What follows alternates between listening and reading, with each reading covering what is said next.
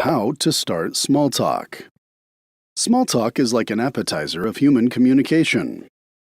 It is the beginning of something good and substantial, whetting our appetite for a deeper connection. In today's episode, we will discuss how to start small talk. By the way, if this is your first time on this podcast here, we share practical and useful information on how to become a better person. If you are interested in personal development, make sure to subscribe. If you want to download a free ebook called How to Talk to Anyone, 10 Simple Tricks to Have a Meaningful Conversation, go to www.selfimprovementvault.com or check the link in the description. Small talk can be defined as a casual conversation between two or more people. It is the icebreaker we use for getting to know strangers and making new friends and new connections. It is usually frivolous but incredibly polite.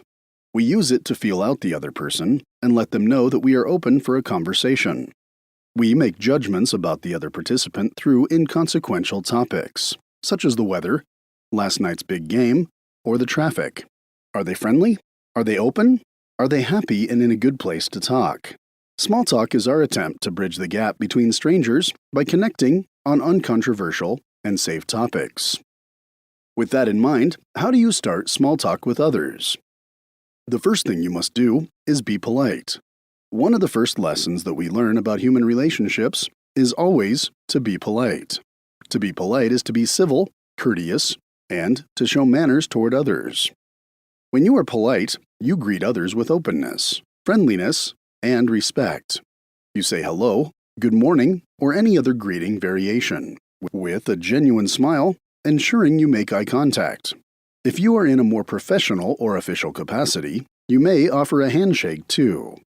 Greeting others with politeness and friendliness is the best way to begin small talk because it endears them to you. It allows you to present yourself as a friendly, cultured person who will be open to conversation with other people. Once the greetings are out of the way, you can grab the other person's attention by being relatable and non-controversial. Beginning a conversation with a stranger about your voting habits and political beliefs, for example, is very risky and may not end well.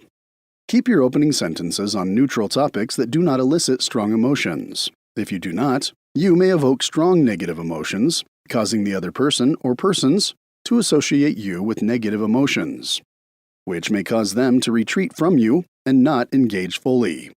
Safe topics that you can bring up to begin small talk are the weather, things in your immediate vicinity, for example, the furniture, nature, a buffet, and so on. Everyday events occurring nearby, for example, a barbecue in a park, a car wash, a charity drive, and so on. Basic information about your profession or the other person's profession. A question on where they got something, for example, a piece of clothing or car accessory. Traffic.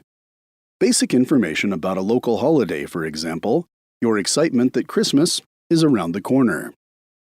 Remember to keep it light and friendly and stay away from controversial topics, such as politics, religion, family trauma, immigration, and so on.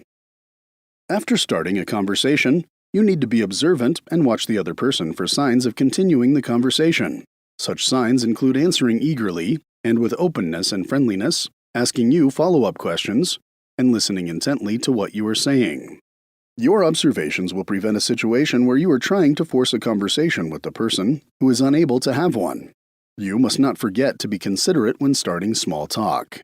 There are many reasons why a person may not want to participate. They could be mourning the loss of something or someone. These signs will include clipped answers, acting or looking distracted, and looking away from you while responding to your question. Small talk can only be achieved when you respect other people's boundaries. If the other party is interested in small talk, then you may proceed. Small talk, like any other type of conversation, needs to be engaging. Just because it is polite and straightforward does not mean it has to be boring. Picture the difference between saying, "The weather is bad," and "I can't believe it's raining again." I hope this bad weather hasn't ruined your plans today. One is a bland, factual statement, while the other invites a reply and further engagement from the other party. To be engaging, ask engaging questions and speak about interesting things. Even if you are only speaking about basic things, you need to start interesting conversations on these topics.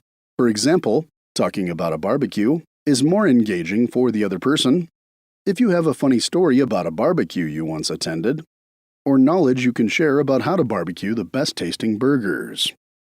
To have interesting and engaging small talk, you will have to be an interesting and engaging person. This usually entails reading a lot, seeking out new experiences and hobbies, and discovering new things and different perceptions of life.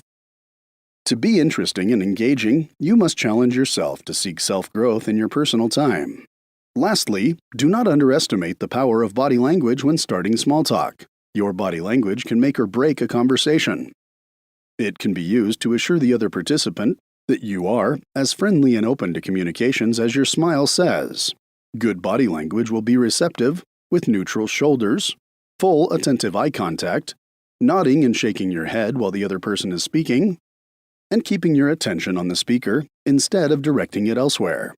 Your body language can make the other party feel accepted, validated, and important.